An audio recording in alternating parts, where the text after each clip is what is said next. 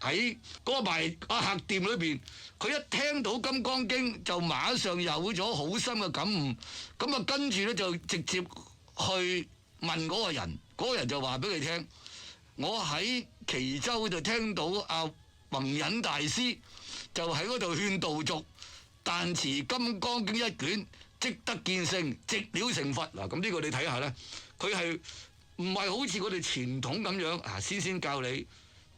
如果我哋講話安波念咧，頭先我就講咗啦，你就注視個入息同出聲。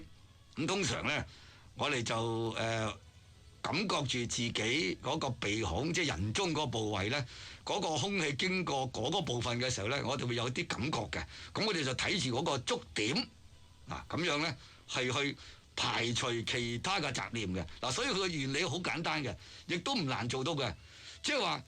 呢一種嘅訓練咧，就係運用將我哋嘅意識安住喺嗰個觸點嗰度。4.5規劃明確提出啦，創新推動大灣區低空飛行。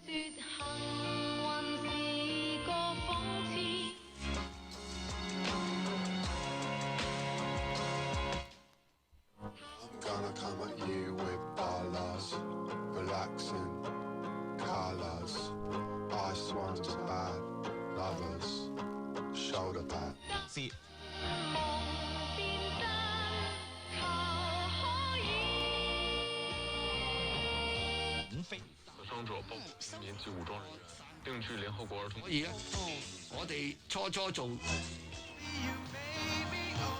飛嘅空間啦，令到廣大嘅市民啦更加之接近飛行。以白國詞嗱，咁嗰個就係覺察啦，就係嗰個觀察啦。咁呢個就係觀禪嘅訓練嚟啦。咁即係話咧。